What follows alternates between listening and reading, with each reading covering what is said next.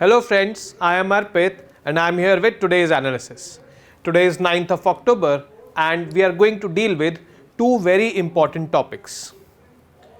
One topic is kind of a continuation from yesterday's video where we talked about the history of Israel, the Israel-Palestinian conflict and the Iron Dome technology used by Israel, but we did not bring India into picture over there. So, as aspirants, it is very important to understand this fact that if there is a conflict going on in any country, what is India's stand on it or what is India's relations with that particular region or country. So, today we are going to cover this in India's journey with Israel. I told you in the previous video that India voted against the UN plan which became the basis for formation of Israel. But, India did not have any diplomatic relations with Israel. Obviously, India was against, getting Israel formed on the basis of religion. India was against the atrocities committed by the Jews on the Arab Muslims over there. India was with the Palestinians. India became the first country, or I would say the first non-Arab country to recognize PLO, Palestinian Liberation Organization, which was formed in 1964. And a political organizations for fighting the rights of the Palestinians. But it did not actually establish any diplomatic relations with Israel. Although India recognized Israel in 1950 as a country,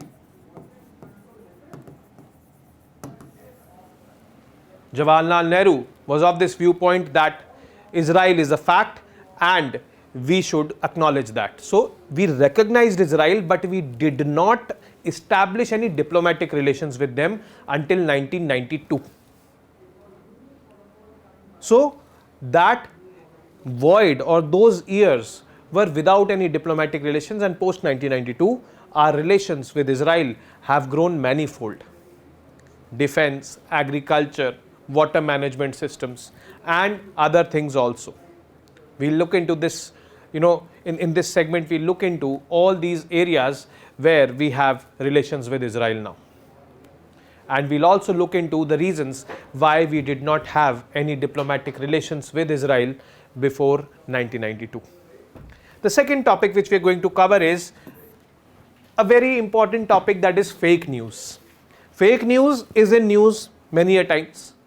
Fake news leads to a lot of, I would say, problems, a lot of social problems, and this fake news has to be tackled. In this digital world, I would say, it becomes more important to tackle this kind of misinformation being spread in the society, creating social problems. We have social media nowadays as a medium of spreading fake news. We have, chat boxes like WhatsApp and all, which are all used to spread fake news. YouTube is a common medium. So, we need to tackle that. In this particular segment, we are going to study, we are going to learn what steps has India taken to, tackle fake news, and what are the global steps taken, some renowned global steps taken to tackle fake news. And this will complete this particular topic of ours. So, let's get started. India's journey with Israel. Israel as a country formed in 1947. Israel, a country formed by the Jews. They came back from Europe, displaced the Arab Muslims and formed Israel. UN basically came out with the UN plan of 1947 for Israel and Palestine, which became the basis for formation of Israel.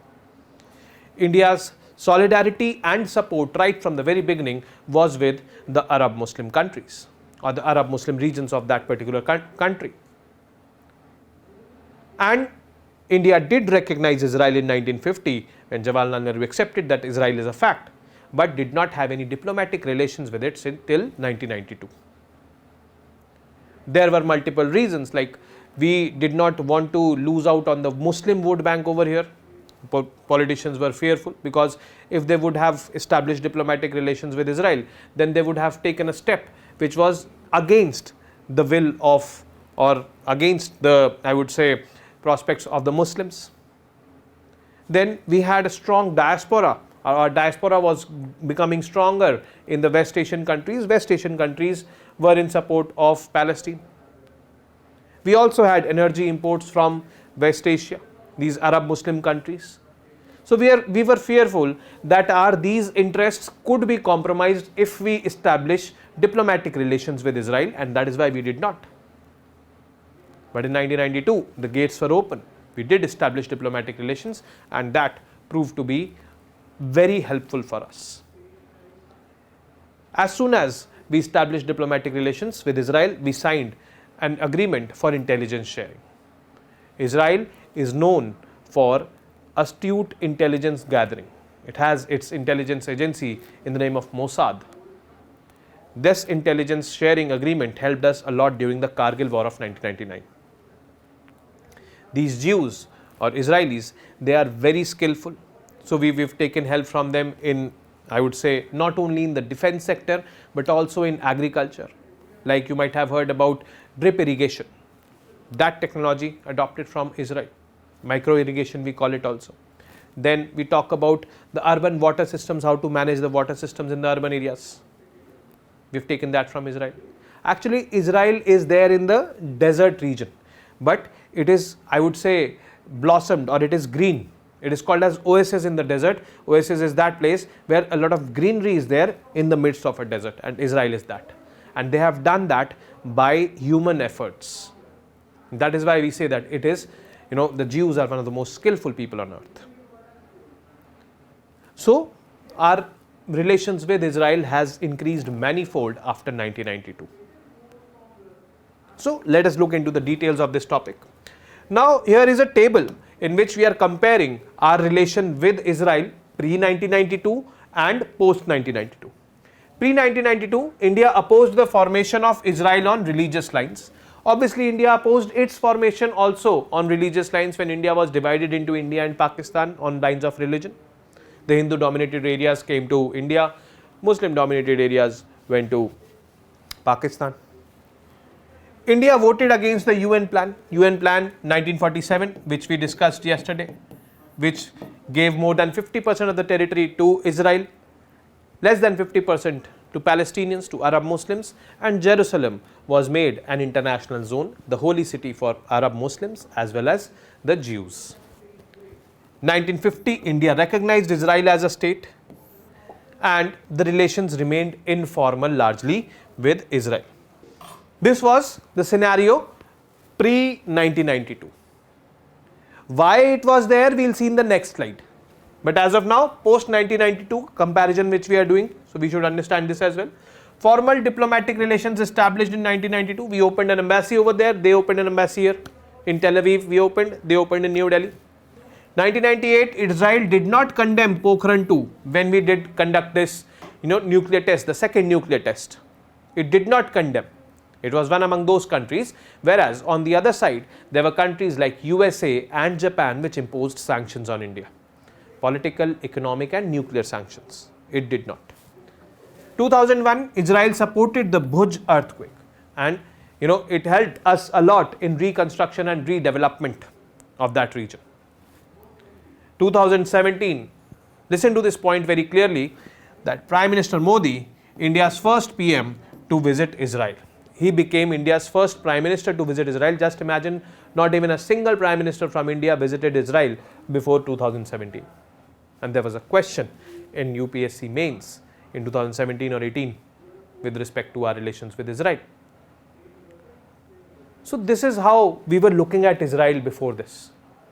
Even after establishing diplomatic relations, it took almost, I would say, 25 years to, for any Prime Minister to visit Israel. 2018, India dehyphenated its relations with Israel and Palestine in 2018. Now, what is meant by dehyphenation? Actually, Israel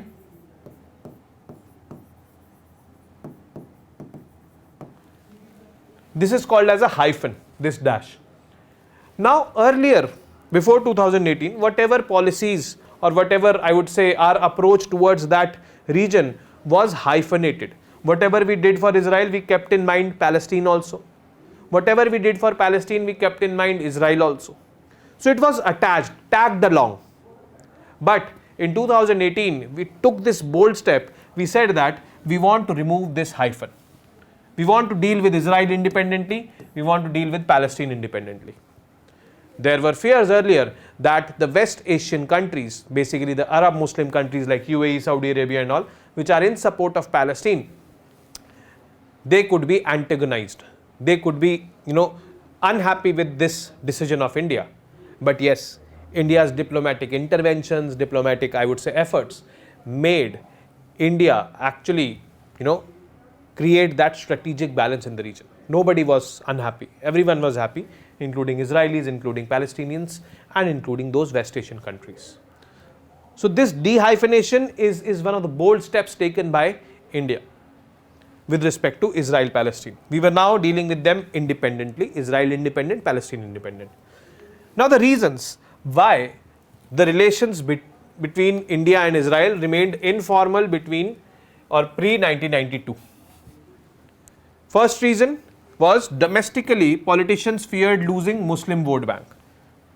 Now if we would have gone for establishing diplomatic relations with Israel, deepening our ties with Israel, this was definitely antagonize the Muslims here in India.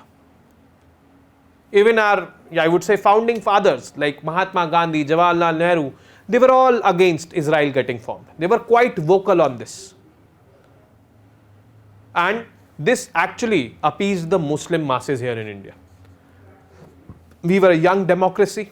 Everyone wanted votes. Everyone wanted that power. So they were fearful, the politicians here in India, that if we go and, approve or I would say establish relations with Israel, the Muslims will not be happy in India and hence they will not vote for us. That became the reason. India's relations with the Arab world would be jeopardized. Arab world means UAE, Saudi Arabia and all. And our relations with them started to, increase, or I would say started to get better and better. Our diaspora was also increasing over there. And,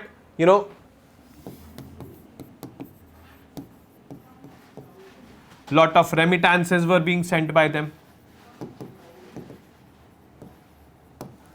Then I would say our, energy imports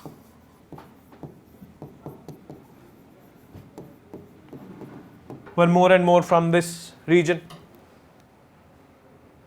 So this actually became one of those reasons why we did not establish diplomatic relations with Israel. Next was basically India's tilt towards the Soviet Union during the Cold War. Now Israel, we need to understand one thing, that Israel is an all-time ally of the United States of America. Cold War was between United States of America and USSR, the Soviet Union. And India, though was non-aligned, but practically speaking, a tilt towards Soviet Union was there. So with this tilt, we could not go and form relations with an ally of USA. That became the reason why we were not having any diplomatic relations with Israel. So these three reasons are largely responsible for that. Significance of Israel or significance of our relations with Israel. First is defense and military significance, if I talk about. Israel is among the top 5 arms supplier to India. I would say top 4 arms supplier to India. Russia, USA, France, Israel. These are their top 4. So India, third or fourth largest exporter of arms after Russia, USA and France. This is crucial intelligence sharing agreement with Israel in 1992 was signed, and they have that intelligence agency named as Mossad, which is one of, let me correct myself, which is the most efficient intelligence agency in the world, more efficient than India's RAW, more efficient than Pakistan's ISI, more efficient than USA's CIA.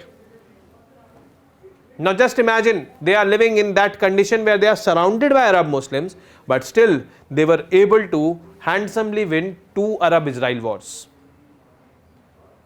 They have that capacity, and that intelligence gathering, sharing, acting upon those intelligence inputs was one of the major reasons why they were able to do this. Then India purchased various, I would say, defense equipments from them. The Barak missile, the Falcon airborne early warning control systems, the Heron UAVs. unarmed aerial vehicles. So these are the purchases. In 2017, a military agreement worth $26 billion was signed with Israel. Say this was during the Prime Minister's visit. When we talk about economic significance, so in 2008, a $50 million shared fund for development of agriculture was established. Dairy, farming techniques, micro irrigation. Micro irrigation is that, drip irrigation.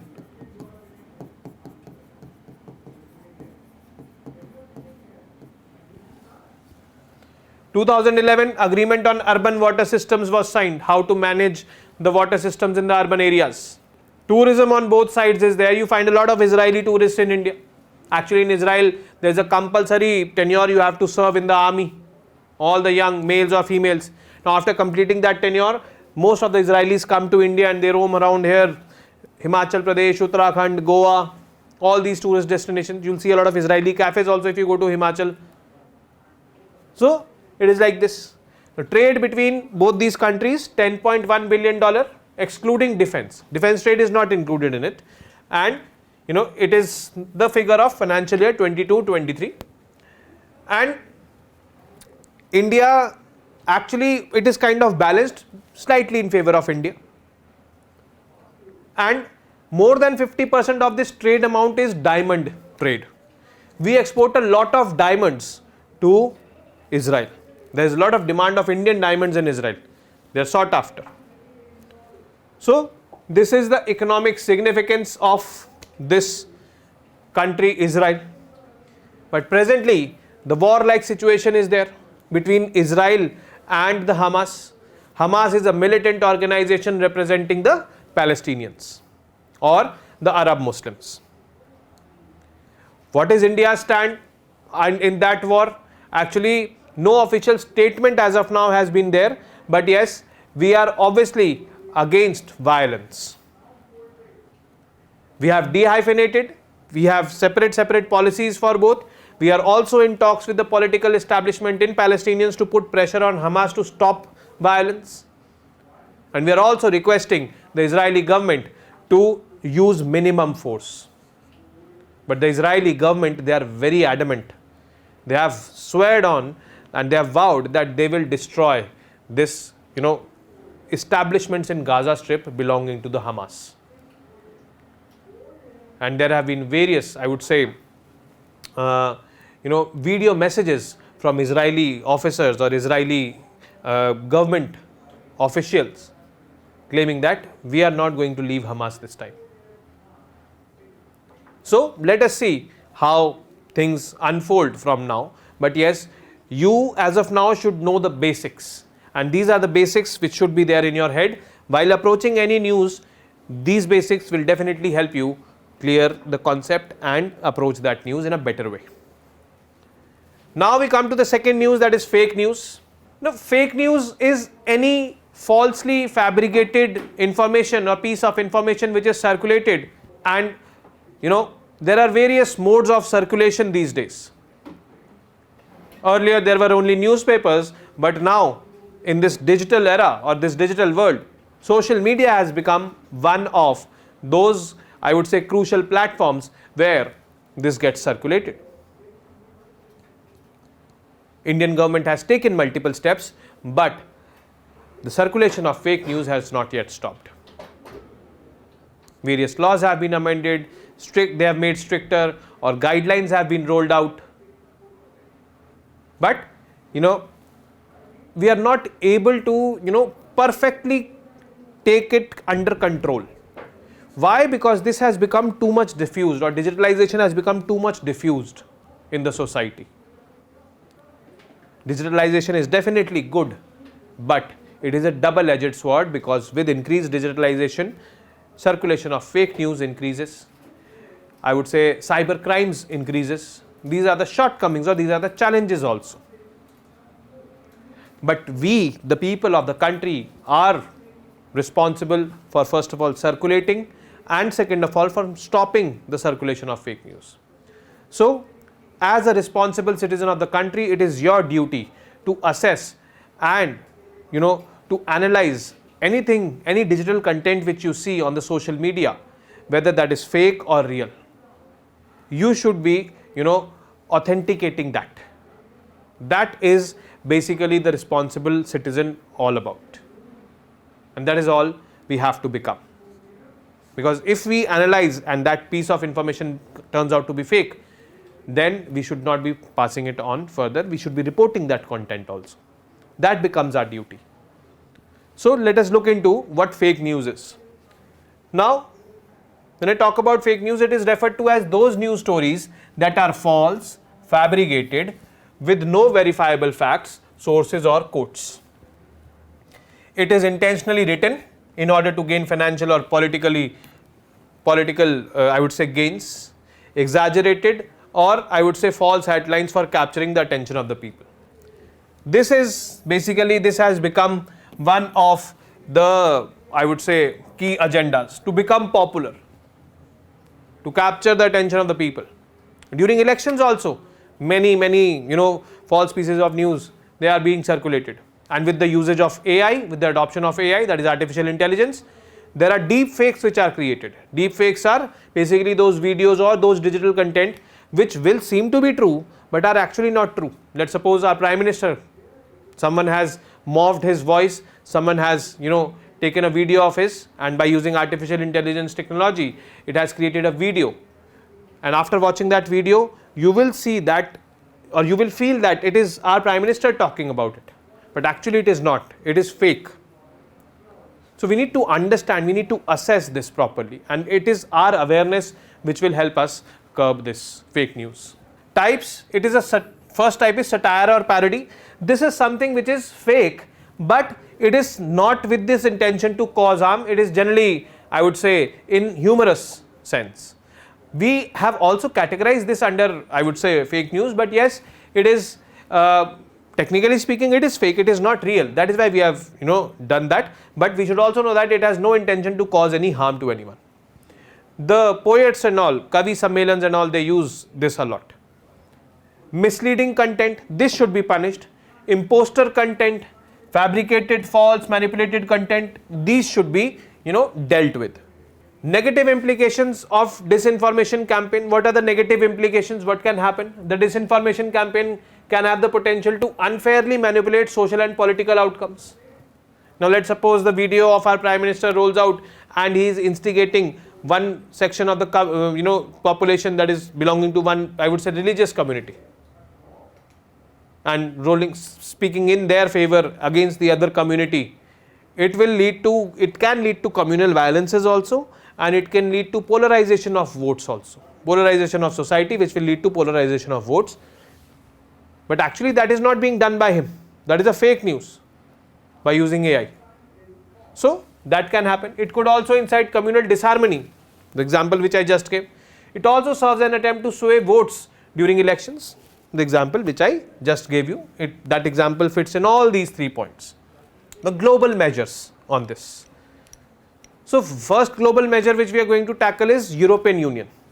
European Union has put out the Code of Practices on Disinformation 2022, that is last year only. Now few strengthened initiatives of the EU codes are as follows. First, transparency in political advertisement, empowerment of fact checkers and researchers, tools to flag disinformation and measures to reduce manipulative behavior. All these will be covered under this Code of Practice on Disinformation rolled out by European Union. Another is a law passed by United Kingdom. UK has proposed enacting an online safety bill which will expect social media platforms to actively monitor problematic content. Social media platforms like the WhatsApp, Signal, and this will be there, but all these WhatsApp, Signal, they are all saying to scrap this policy. They say that this will harm the privacy of the people. Now, during the progress of the UK bill, the provisions to monitor legal but harmful content have already been replaced with greater onus on social media platforms. So obviously they will be opposing this. Let us look into India's efforts. There has been little discussion on the menace and the extent of disinformation in India. The Union of India has only employed knee-jerk measures. Knee-jerk measures means there's a problem, there's a solution to that. That is it. They're not being proactive, or they're not being, ready for any kind of situation. Their bills are like that. So internet shutdowns is one such kind of knee-jerk measure taken by the government.